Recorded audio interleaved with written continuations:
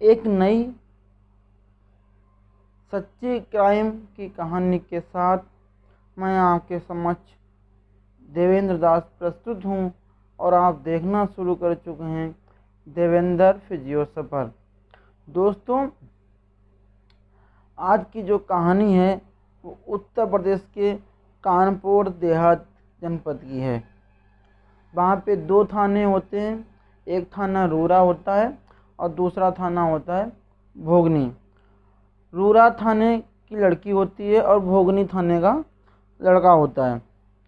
15 मई 2023 को दोनों की बड़ी ही धूमधाम से शादी होती है। लड़की ससुराल जाती है और धीरे धीरे 10 दिन का समय बीत जाता है। बड़ा ही सब कुछ सामान्यतः हो रहा था, जैसे कि शादी के बाद बड़ी खुशी होती है, दोनों प्यार पूर्वक रह रहे थे। ये सब चीज़ें हो ही रही थी कि जैसे ही 10 दिन का समय बीतता है, वो जो लड़की है जिसकी 10 दिन पहले शादी हुई है, मतलब 25 मई 2023 को दुल्हन के पेट में दर्द होता है। और दर्द इतनी भयानक तरीके से था, वो कैसे भी बर्दाश्त उसे नहीं हो रहा था। वो अपनी ससुराल वालों से कहती है कि कृपया उसे हॉस्पिटल ले जाया जाए। तो जब कुछ भी चारा नहीं निकलता, उसका दर्द कम नहीं होता, तो परिवार वाले उसे एक प्राइवेट हॉस्पिटल में लेके जाते हैं और उसे वहाँ भर्ती करा देते हैं। डॉक्टर्स उसका चेकअप करते हैं, इलाज शुरू कर देते हैं। लेकिन जब सारे चेकअप हुए, उसके बाद में पता लगता है कि जो नवविवाहित युवती है उसके पेट में एक बच्चा है, वो गर्भवती है। जैसे ही ये बात उसके पति को या ससुराल पक्ष को पता लगती है, उनके पैरों तले ज़मीन खिसक जाती है और इस चीज़ का दूल्हे पर अत्यधिक असर होता है। चूँकि उसने कई सारे ख्वाब सजा रखे थे, वो उसके सारे ख्वाब 10 दिन के अंदर टूटने लगे थे या टूटने वाले थे। ये सब हो ही रहा था। एक दिन का और समय बीतता है, यानी कि 26 मई 2023 को वो नवविवाहित युवती, जिसको विवाह के मात्र 11 दिन हुए हैं, 11वें दिन एक सुंदर सी बेटी को जन्म देती है। और फिर क्या था, अब तो और घर में कलेश होना बाकी था। परिवार में कलेश होता है, उसके बाद में पंचायत होती है और ये सब चीज़ों से एक लड़के की ज़िंदगी तहस नहस हो जाती है। ऐसे ही ये एक अकेले लड़के की कहानी नहीं थी, बहुत सारे लड़कों की कहानी थी। पेपर में छपती है, लोगों को पता लगता है, तो सारे लोग आश्चर्यचकित हो जाते हैं कि आखिर ऐसा क्यों है, ऐसा क्यों हो रहा है। दोस्तों, ये अकेली कहानी नहीं थी, ऐसी बहुत सारी कहानी हैं। उनमें से हम एक कहानी बताते हैं आपको जम्मू कश्मीर की। जम्मू कश्मीर का एक जनपद पड़ता है बड़गांव। बड़गांव का लड़का होता है और राजौरी क्षेत्र की एक लड़की होती है। दोनों का ही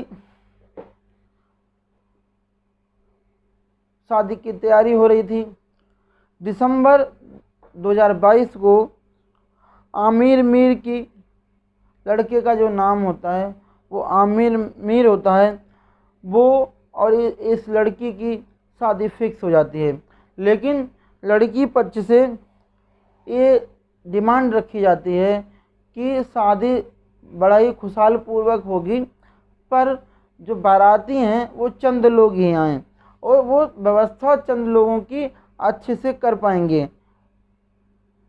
लड़की पक्ष के अनुसार जो लड़के पक्ष यानी कि आमिर मीर के जो परिवार वाले होते हैं, वो कम लोगों को लेकर शादी में पहुंचते हैं लड़की के घर। सारा कार्यक्रम हो रहा था, अच्छे से खाना पीना हुआ, ये सब हुआ ही।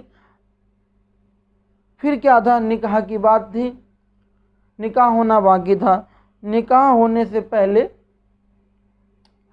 जो धर्म के अनुसार मेहर की रकम एक फिक्स की जाती है।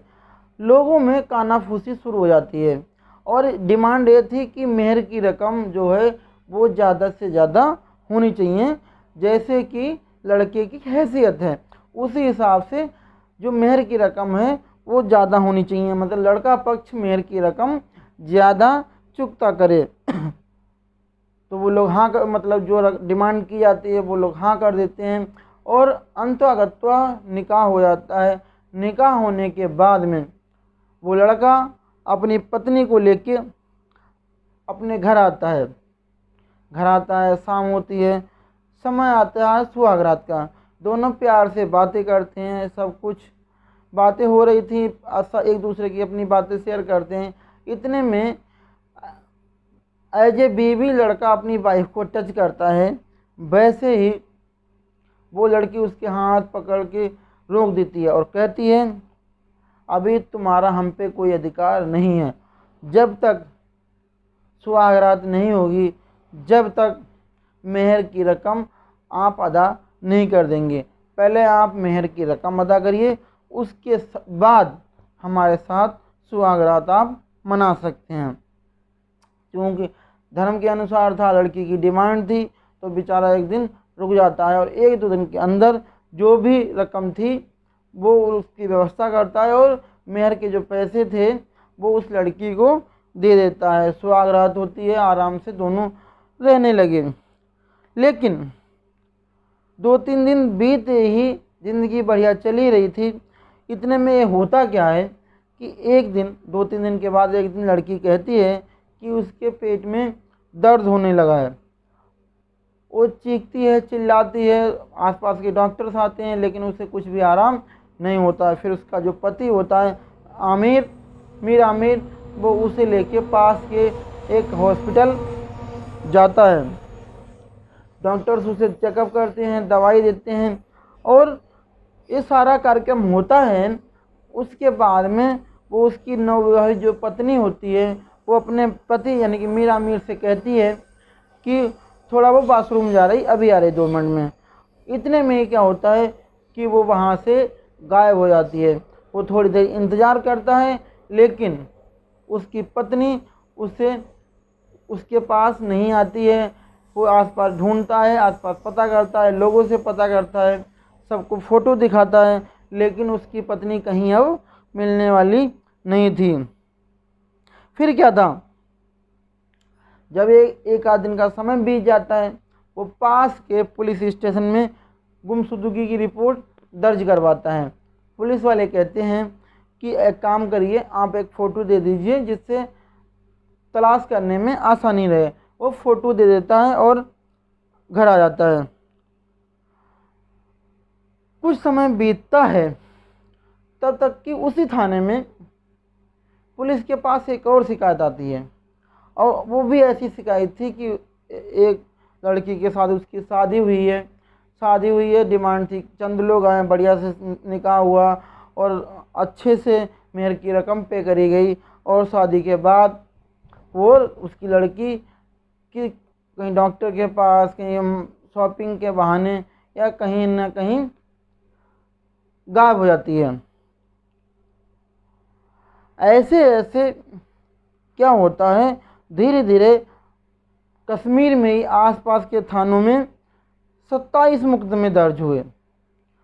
27 मुकदमों में लड़की का फ़ोटो सिर्फ एक ही था जिसके साथ मीर आमिर की शादी हुई थी और लड़के और भागने का तरीका सबका, मतलब सबके से दूर होने का जो तरीका था वो अलग अलग था, पर लड़की की जो मैच थी वो लड़की की फ़ोटो एक थी 27 के साथ। अब क्या था, पुलिस को पता लग गया कि कहीं न कहीं इन लोगों के साथ फ्रॉड हो रहा है। तो पुलिस क्या करती है,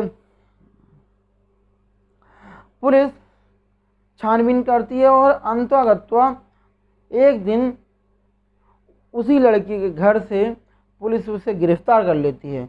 जब पुलिस गिरफ्तार करती है, गिरफ्तारी का समय ये था कि उस समय भी 28वीं शादी की या 28वें निकाह की तैयारी चल रही थी, सारी व्यवस्था हो रही थी, खाने पीने की व्यवस्था थी। जैसे निकाह पढ़ने वाला होता है पुलिस उसके घर पहुंच जाती है और उसे गिरफ्तार कर लेती है।